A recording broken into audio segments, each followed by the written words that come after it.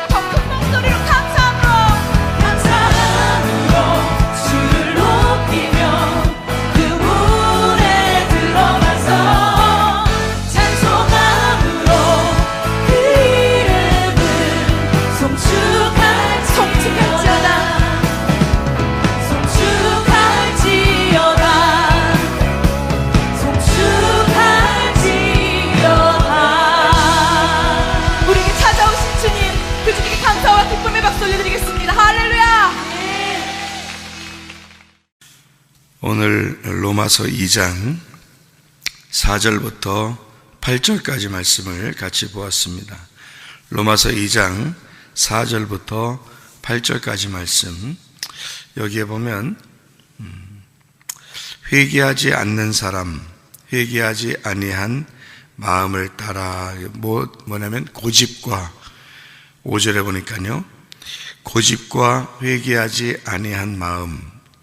회개하지 아니한 마음이 이제 고집이죠. 그러니까 고집은 회개하지 않는 마음을 얘기하고, 사람들 보면은 고집을 많이 부리는 사람들이 많이 있죠, 그죠? 그래서 고집 부리면은 이렇게 고집을 부리면은 자기 주장을 자꾸 하게 되고 자기 뜻을 굽히지 않게 되고. 근데 뭐 어린 애로부터 노인들도 마찬가지고 다 고집 부리기 시작하면 뭐 하여튼 정신없어요, 고집 부리기 시작하면. 근데 그게 그 고집이 회개하지 아니하는 사람, 회개하지 않는 사람은 고집 부리는 사람, 이렇게 보는 거죠, 같이. 그러니까 고집이 회개하지 않는 사람이고 회개하지 않는 사람은 고집을 부리는 사람이다, 이렇게 여기서 볼 수 있는 그런 내용입니다. 고집이라고 하는 게 스클레로테스라는 단어인데 무감각하다라는 말이고, 이게 완고한, 그리고 굳음이라는 말이거든요. 이게 스클레로스에서 나온 단어예요. 마른, 거친 그런 말인데, 말랐다, 거칠다, 뭐 이런 데서 나온 그 말이 좀 완고하고 굳음, 그게 좋은 생각이나 믿음에 대해서 믿음이 좋은 믿음을 가지고 있으면, 그거에 대해서 딱 고집을 가지고 있으면 괜찮죠. 그거는 열심이고 좋은 건데, 그렇지 않고 자기의 생각이나 또는 자기가 한번 고집 좀 부려봐야 되겠다, 이제 좀 나쁜 건데 한번 해보자 하는 그런 거는 이제 그건 고집이죠. 그게 회개하지 않는 마음이고, 그게 무감각해지고 사람이 완고해지고 그런 사람을 얘기하는 거예요. 근데 이런 걸 이제 뭐라고 그러냐면 회개 안 하는 사람이다, 회개하지 아니한 마음을 가진 사람, 고집 부리는 사람. 회개하지 않는다, 그 말은 이런 말과 똑같아요.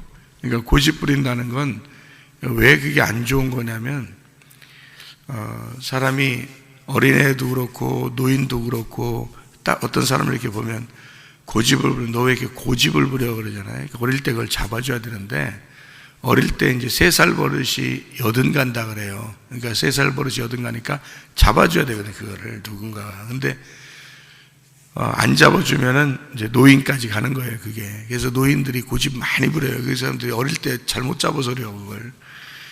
근데 어린애들도 그렇고요, 고집을 많이 부려요. 그러니까 학생 때도 고집 부려요, 애들도. 그런 때가 많아요. 그러니까 이제 고집을 부리면, 이게 좋은 고집은 괜찮은데요, 저도 고집이 강한 사람입니다. 그런데 이제 내가 나쁜 생각을 해야지, 나쁜 짓을 해야지, 또는 내가 잘못된 거를 내 주장대로 막 이렇게 끝까지 막 이렇게 해야지 하는 그런 고집을 부리면 나쁜 거죠. 그러니까 그런 고집은 이제 포기해야 되는데, 고집이 이제 있다. 근데 고집이 좋은 고집이라는 게 있어요. 좋은 고집은 내가 주님을 위해서 새벽에 내가 예배를 드리는데 끝까지 내가 한번 해봐야지. 이건 이제 좋은 고집이죠. 그런 거는 나쁜 게 아니지. 내가 기도를, 내가 끊임없이 내가 기도해야지. 이제 그런 마음을 가진 것은 좋은 고집이죠. 그죠? 내가 애굽에서 구원받았지만 가나안 땅까지 변함없이 내가 한 번에 변함없이 내가 믿음을 가지고 가야지 하는, 여호수아 갈렙이 그런 고집 가진 사람이에요. 그러니까 여호수아 갈렙이 끝까지 승리한 사람이 되는 거죠. 그런 건 좋은 거라 그러는 거지. 열정적이고 좋은 거고, 그런 게 이제 믿음인 거죠. 믿음.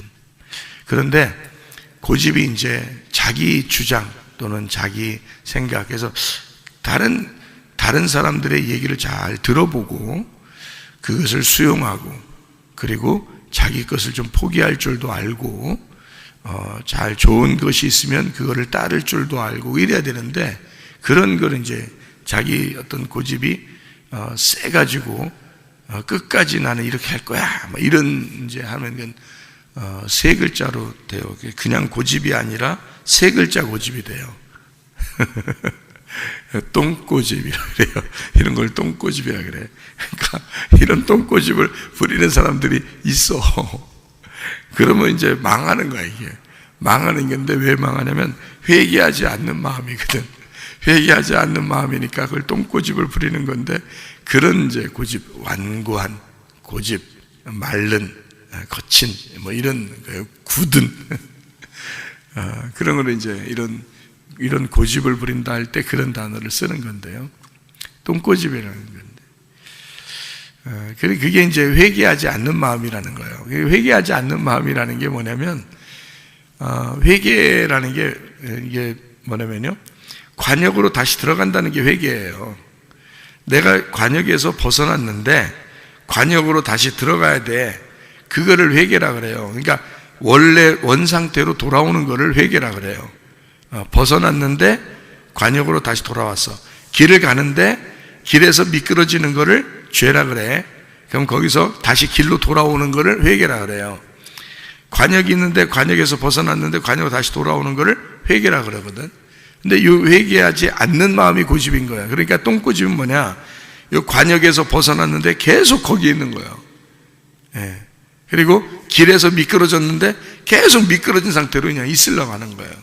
이제 근데 그게 이게 안 좋을 수도 있는데, 예수님 잘 믿는 게 아닌데, 근데도 그렇게 고집을 부리려고 하는 사람이 있어. 그러면 이거는 이제 똥꼬집이라고 그러는데요. 다시 돌아와야지. 그러니까 여기 이제 관역에 또는 길에 돌아온다는 것을 뭐라고 그러냐면, 하나님에게 내가 다시 돌아온다 그러는 것을 다시 얼굴을 주님께 향했다, 이런 거거든요. 그게 얼굴을 다시 주님께 향했다. 그래서 자기 고집을 버리고 얼굴을 주님께 향해서 오면은 그거는 이제 회개했다 그러는 거거든요. 근데 이 똥꼬집은 뭐냐? 고집을 부리니까, 똥꼬집을 부리니까 회개하지 않는 마음이란 말이에요. 회개하지 않는 마음이니까 뭐야? 등을 돌렸다 이거지. 하나님으로부터 등을 돌렸다는 거지. 등을 돌려서 계속 안 쳐다보는 거예요. 이걸 이제 똥꼬집이라고 그래요. 그러면 진짜 방법이 없어요. 방법이 있긴 있죠. 어떤 방법이 있긴 있냐면, 혼내는 방법이 있어요. 하나님께서도 혼내야 돼. 그러니까 혼내는 방법, 성경에서 혼내는 방법들이 이제 나오는 거예요. 왜냐하면 하나님이 사랑하니까 혼내야 되거든. 고집을 자꾸 부리니까. 그래서 돌아오라고, 등을 돌리지 말고 자꾸 얼굴을 쳐다보라고 혼내는 그런 방법이거든요. 그게 이제 성경에 나오는 진노, 이런 것들입니다. 진노, 하나님의 그 분노, 하나님의 진노, 의로우신 심판, 뭐 이런 얘기죠. 하나님의 그 의로우신 심판, 진노의 날, 뭐 이런 걸 얘기하는 거예요. 그게 이런 돌아서라는 거죠. 회개하라는 거지. 고집 부리지 말라, 똥꼬집으로 살지 말라, 그런 말이에요. 한마디로 사람 똥꼬집 부리면 있잖아요, 진짜 답 없어. 그런 사람들 보면 그거 뭐 얼러줘도 안 되고 달개줘도 안 되고 막 윽박질러도 안 되고, 하여튼 이게 답이 없어. 그래서 그런 사람이 성경에서도, 그러니까 그런 사람들은 하나님의 진노가 임한다, 하나님의 의로우신 심판이 임한다, 이제 그런 얘기를 하는 겁니다. 어떤 사람들이 하나님의 얼굴을 등지고 산 사람이었냐면, 애굽에서 나왔지만 광야에서, 다시 말하면 교회 생활 가운데 다시 애굽을 그리워하는 사람, 교회를 다니고 있지만 다시 내가 세상적으로 한번 살아보고 싶은데 라는 그런 마음을 가진 사람들, 그런 사람들이 여기 회개하지 않는 마음을 가진, 고집 가진 사람이다, 이런 얘기입니다. 이런 사람들은 광야에 있는 사람들이에요. 근데 광야에 있는데 애굽을 쳐다보는 거죠. 그러다 보니까 가나안 땅을 쳐다보는 데서, 가나안에서 쳐다볼 때는 이 사람이 광야에서 애굽을 쳐다보니까 등을 돌린 거가 되는 거죠. 그래서 가나안 땅에서 볼 때는 등을 돌린 사람이 되는 거고, 그러니까 가나안 땅 입장에서는 가나안 땅 쪽으로 이렇게 쳐다봐야지 되는데, 그럼 얼굴을 쳐다보는 거죠. 하나님의 얼굴을 쳐다보는 것이 되는데, 애굽을 보면 등을 돌린 사람이 되어버리는 거죠. 광야에서. 그러니까 광야에서 멸망받는 사람들 뭐 이런 얘기들이 있는 겁니다. 그게 뭐 때문에 있는 거라고요? 고집 부리는 것 때문에 있는 거라고. 고집 부리는 거. 그리고 회개하지 않는 마음이라고 그게. 그래서 자꾸 믿음이 성장해야 되는데 믿음이 후퇴하면 안 된다는 거죠. 믿음이 거꾸로 가는 거예요. 그런 사람들이 있어요. 그 똥꼬집 때문에 그런 거거든요. 안 좋은 얘기인데,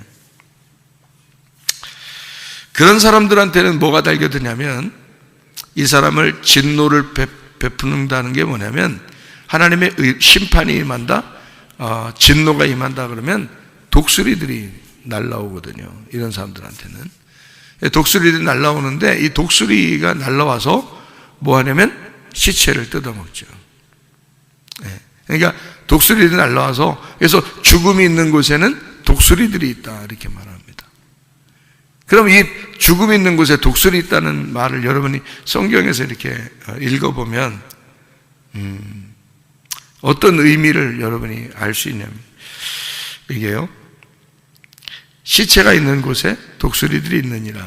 이게 뭐냐면, 독수리라는 게 성경에서요, 원래 꼭 나쁜 데만 쓰는 게 아니에요. 독수리라는 게 독수리같이 너희가 날개치며 올라감 같을 것이요, 이럴 때 이게 믿음의 성장을 의미하는 경우가 있거든요. 독수리가.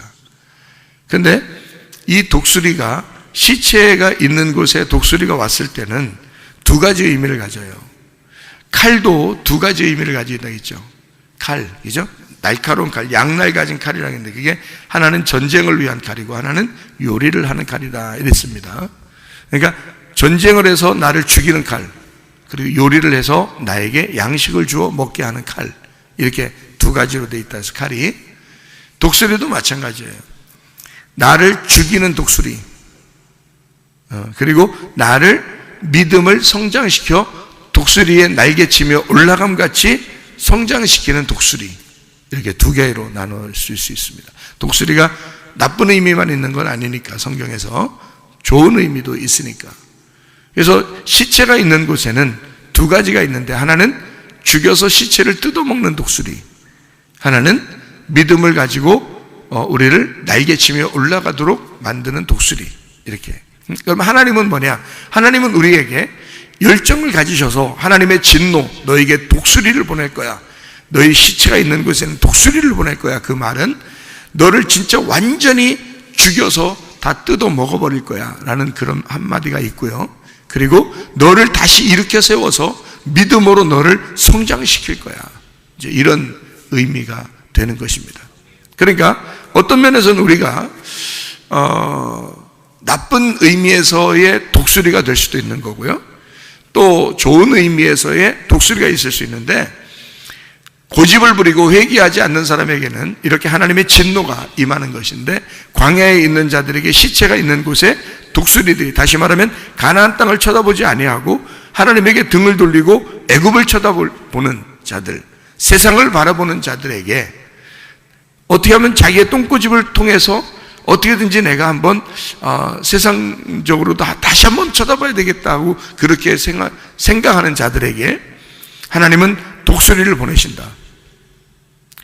그래서 그 시체를 뜯어먹도록 만든다. 또 하나는 그 사람들의 믿음을 다시 일으켜 세워서 하나님께 돌아오도록 만든다, 이런 의미거든요. 그러니까 두 가지의 의미에서는, 하나는 뭐냐면 너에게 악한 목자를 보낸다 그 말이에요. 악한 목자를, 율법적인 목자죠. 악한 목자를 보낸다. 그래서 율법적으로 너를 징계하게 하고 책망하게 하고, 그리고 너를 뜯어먹도록 만든다. 또 하나는 선한 목자가 와서 너를 믿음으로 이끌고 다시 하나님께 돌아올 수 있도록 독수리의 날개치며 올라감같이 만들 것이다. 자, 이렇게 만드는 것이 하나님의 방법입니다.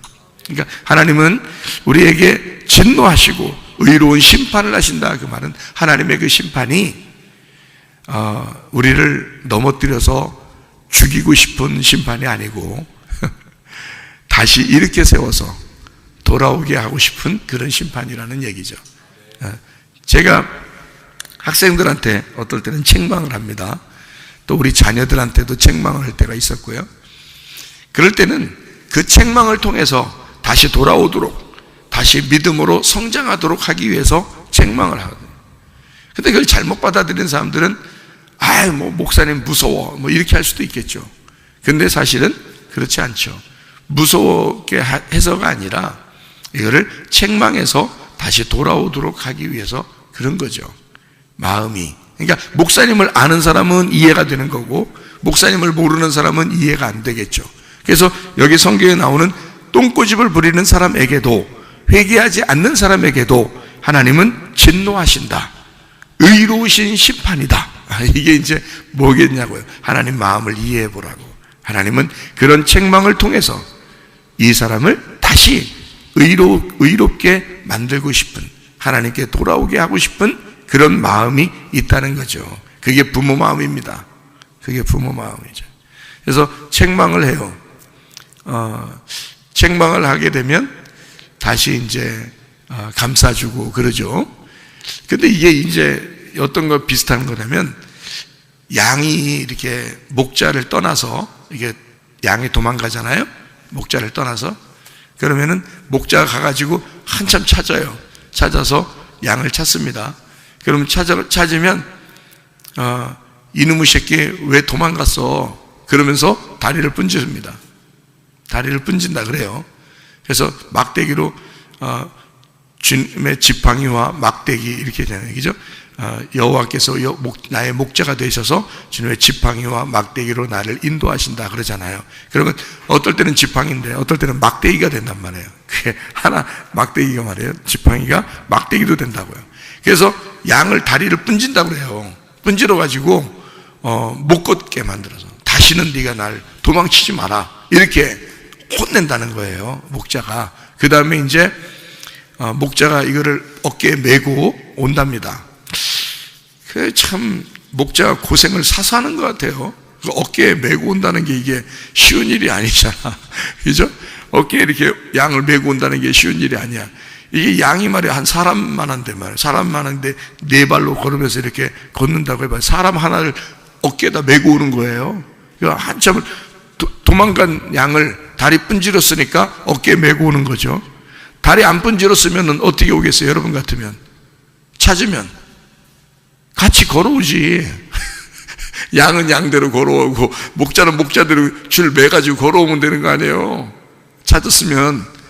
근데 왜 성경에는 어깨에 메고 오냐면 다리 분질러서 그렇다는 거예요. 목자들이 그렇게 한다는 거예요. 근데 일리가 있는 말이에요. 어깨에 괜히 메고 오겠어요? 일부러 걸어오면 되는데, 찾았으면 걸어오면 되잖아요. 누가복음 15장에 있는 거. 근데 목자가 어깨에 메고 온다는 것은 다리를 분질렀기 때문에 그렇다, 이런 이제 얘기를 하더라고요. 그러면은 다리를 분질렀으니까 책망을 한 거죠. 책망을 하는 이유는 자기가 어깨에 메고 다시 돌아오기 위해서. 목자 고생이죠. 목자 고민 많이 합니다. 한번 혼내잖아요. 그러면 고민 많이 하죠. 학생들이라도 혼내잖아요. 그러면은 고민 많이 합니다. 목자니까. 그러니까 그렇게, 왜 그러냐면 하나님도 사람들이 똥꼬집을 부려 그리고 회개하지 않는 마음을 가지고 있어. 그러면 하나님 어떻게 해? 의로운 심판을 해야 돼. 진노해야 돼. 그냥 니네 똥꼬집 부리는 거 잘했어 그렇게 못하는 거예요. 하나님은 그래서 성경에 무섭게 나오는 거야. 성경이 율법적이고 엄청 무섭게 나오는 거예요. 우리 자녀들도 자라날 때요, 아버지를 엄청 무섭게 생각을 했어요. 아버지가 엄청 무섭게 율법적으로 혼내니까. 그렇게 해야 내 자녀인 거지. 그죠? 내 자녀한테는 그렇게 해야 되는 거예요. 그리고 나서 사랑하고 이렇게 돌봐주고 하는 거죠. 그러니까 아버지가 최고다, 아빠가 최고야, 이렇게 얘기하죠. 왜냐하면 아빠는 혼내기도 하지만 정말 사랑해 주니까. 그게 진짜 아빠니까. 그렇게. 근데 잘못했는데 잘했어 괜찮아 이런 애들은 나중에 버릇없이 돼가지고 나중에 두려워하게 되죠. 아빠 우습게 알죠. 엄마도 우습게 알고. 나중에는요, 그런 애들이 사회의 악이 되는 거예요. 그게. 그러니까 혼낼 때는 정말 혼내야 되거든요. 근데 어릴 때 못 혼내니까 3살 버릇 여든 간다 이런 식으로 나오는 거예요. 그 말들이. 그러니까 책망은 반드시 필요해. 그러니까 성경적으로 책망은 반드시 필요하다. 어떤 사람에게? 똥꼬집 부리는 사람에게. 아니 그냥 좀 이렇게 말해서 얼러줘가지고 말 듣는 애들한테는 안 혼내도 되죠. 근데 막 고집 부리고 막 그런 애들이 있어요. 그런 거는 혼내줘야 되거든요. 성경적으로도 혼내줘야 돼요. 그래서 혼내주고 대신 의로운 심판이니까 하나님의 진노라는 건 하나님의 열심이에요. 혼내는 사람이 더 마음이 아픈 거예요. 그게 진짜 혼내는 사람이에요. 하나님의 책망은 그런 것이다. 그래서 광야에 있는 하나님의 백성들에게 하나님에게 얼굴을 돌리라고, 하나님에게 얼굴을 향하라고, 그러라고 책망하시고 그러는 거거든요. 그런 이제 하나님의 그 마음인 거죠. 책망하면, 다시 말하면 도망간 양을 다리를 분질러서 책망하시고 그 다음에 그 양을 어깨에 메고 오시는 주님, 자기가 책임지는 거예요. 그 양을 내가 다리를 분질렀으니까, 그 책망했으니까 거기에 대한 책임을 지는 그 애틋한 마음을 가진 그런 목자의 마음이 부모의 마음이고 또 목사의 마음이고 그런 거죠. 또 하나님의 마음이고. 그러니까 독수리가 온다, 시체에는 독수리가 찾아온다 할 때도 두 가지의 의미를 같이 가지고 있다. 하나는 너를 완전히 뜯어먹어 죽여버리고 싶은 그 하나님의 마음, 책망하는 마음과, 또 하나는 너를 독수리처럼 믿음을 다시 새롭게 해서 하늘나라로, 주님의 나라로 이끌려고 하는 그 주님의 마음, 그런 마음으로 책망하시고 감싸주시는 하나님이시다. 이게 우리 똥꼬집 부리는 우리들에게, 회개하지 않는 마음을 가진 우리들에게 그 하나님의 가진 그 마음이시다. 그래서 제가 인생은 있잖아요. 인생의 교육이라는 게 참, 저는 청소년, 청년 전문 사역을 한 30년 넘게 이렇게 했잖아요. 그러니까 보니까 별 사람 다 있다 그랬죠. 막 인생이 롤러코스터 같아. 이렇게 그렇게 막 올라갈 때 있으면 내려갈 때 있고, 내려갈 때 있으면 또 올라갈 때 있고, 또 올라갈 때 있으면 또 내려갈 때 있고, 막 이렇게 왔다 갔다 막 그렇게 하는 그 사람들, 모든 사람들을 이렇게 교육을 시키고 상대해야 되고 이러니까, 그럴 때 어떤 마음을 갖냐면 이런 마음을 가져요. 인생의 교육은 콩나물이다. 이렇게 결론적으로 그런 마음을 가져요. 인생의 교육은 콩나물이다. 학생들, 자녀들 교육은 콩나물이다. 이렇게 생각을 해요. 그게 무슨 말이냐면, 이렇게 콩나물 키워보면, 저도 옛날에 어릴 때 우리 어머니가 콩나물 키워봐가지고 이렇게 봤거든요. 근데 어떨 땐 저보고도 물 주라고 그러더라고요. 근데 물 주면은 물이 다 빠져요. 이렇게 물 주는데 물이 밑으로 다 빠져. 근데 희한하게 그 다음날 되면 콩나물이 점점 좀 크고 있어요. 나중에는 막 가득 이렇게 콩나물이 막 자라나 있어요. 물은 주는데 물은 계속 빠지거든요. 물 한 번 이렇게 주면 물 다 빠져요. 근데 콩나물은 자라고 있어. 그러니까 하루하루 밥 먹는 것도 똑같아요. 밥 먹는 것도, 이거 뭐 내가 한 번 밥 먹는다고 내 몸에 무슨 큰 유익을 줄까? 그냥 밥 먹고 싸고 끝. 또 밥 먹고 싸고 끝. 그게 날마다, 하루 3끼, 날마다 별거 아닌 것 같은 거예요. 그러니까 밥 먹고, 매일 밥 먹고 싸고 밥 먹고 싸야 되고, 그냥 별거 아닌 것 같아. 우리 몸에 큰 유익을 주는 게 별로 없는 거 같아. 모르겠어. 그냥 하루하루 그냥 먹는 거야. 인생이 그런 거거든요. 근데 몸은 그 먹는 걸 통해서 뭔가 남는 게 있다는 거죠. 이게 다 나가는데 남는 게 있는 거예요. 몸에 밥 먹는 게 똑같아요.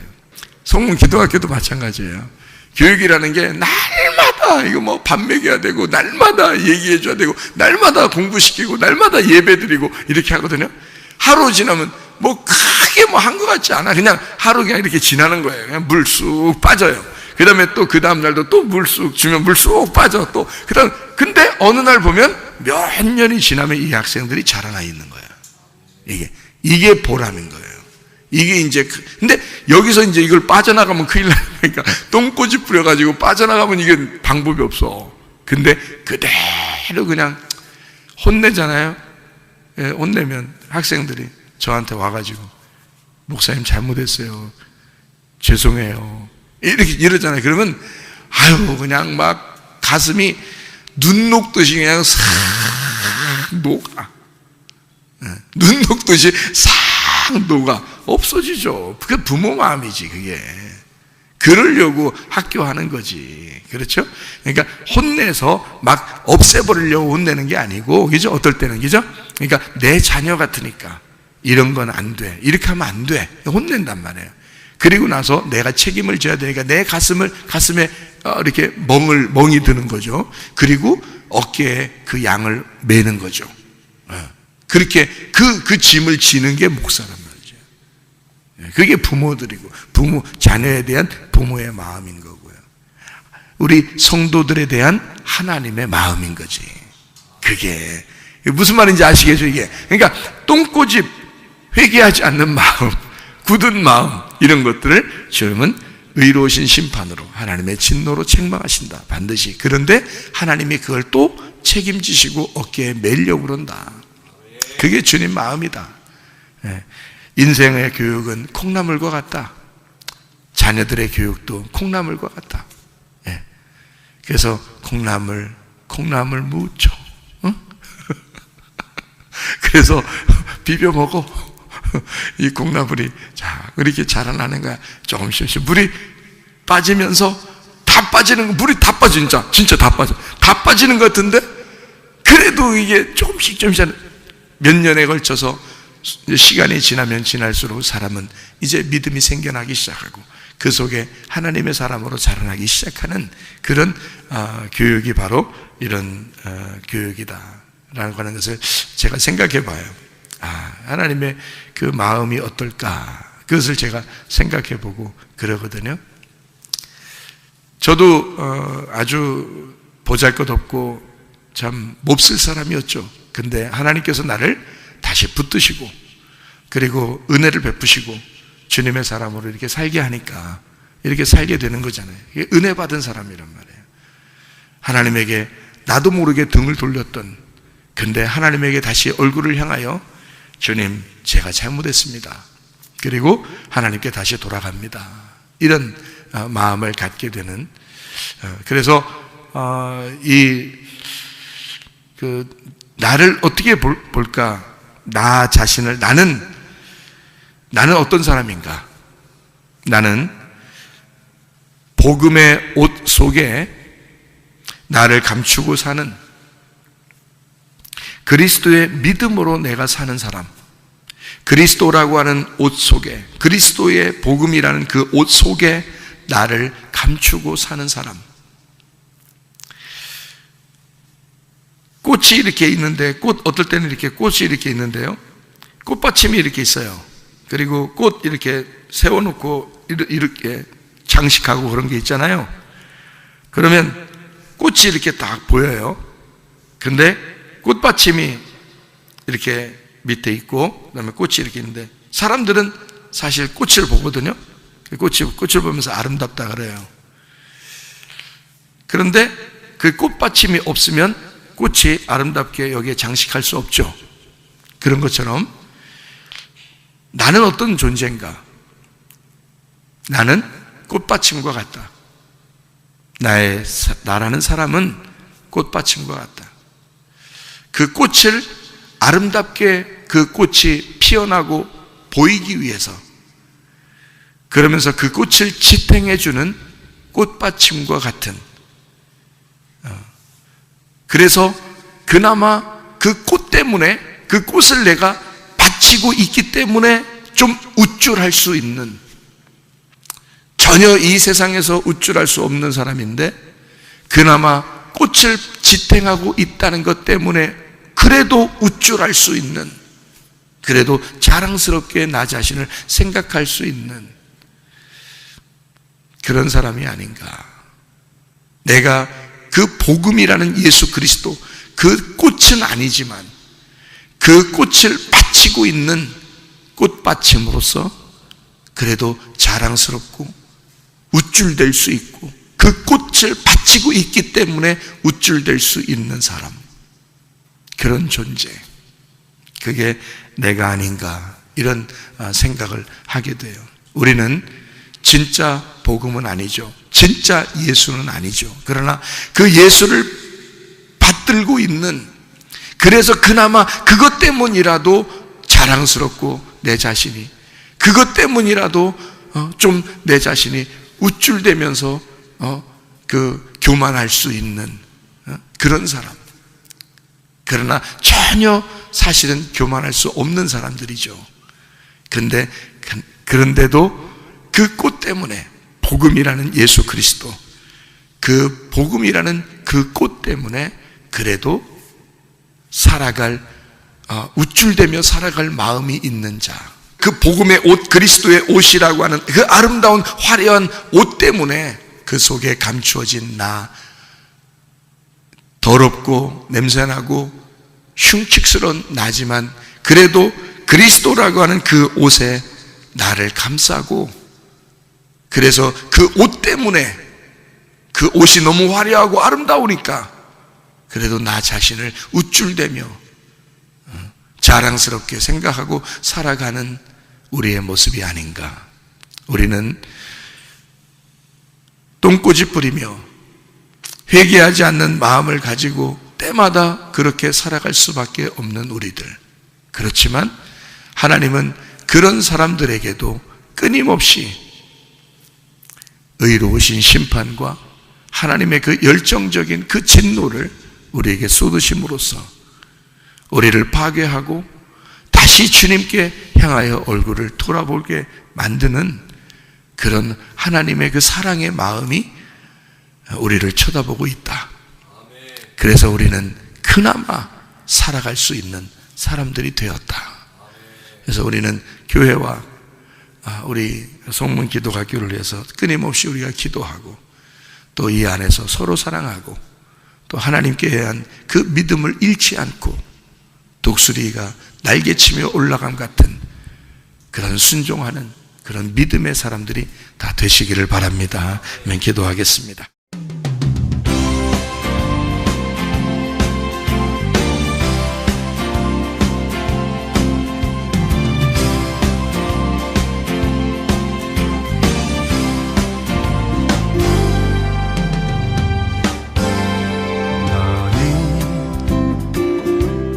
너머로 뻗은 나무 가지에 푸른 열매처럼 하나님의 귀한 축복이 삶에 가득히 넘쳐날 거야.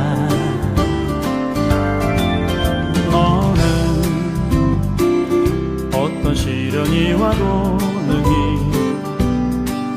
이겨낼 강한 발이 있어. 전능하신 하나님께서 너와 언제나 함께 하시니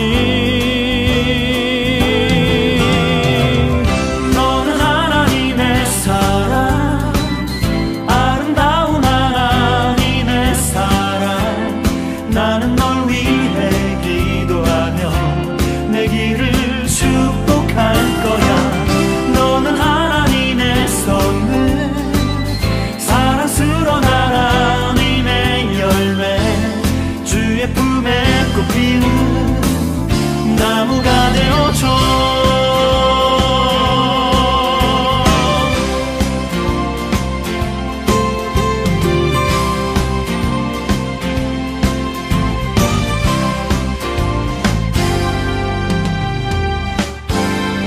너는 담장 너머로 뻗은 나무 가지에 푸른 열매처럼 하나님의 귀한 축복이 삶에 가득히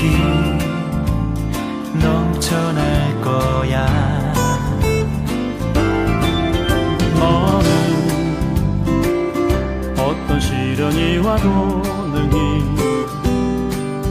이겨낸 강한 발이 있어 전능하신 하나님께서 너와 언제나 함께 하시니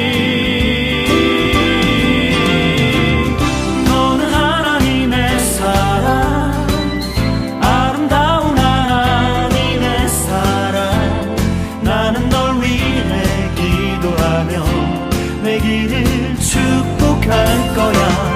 너는 하나님의 선물, 사랑스러운 하나님의 열매, 주의 품에 꽃피는 나무가 되어줘.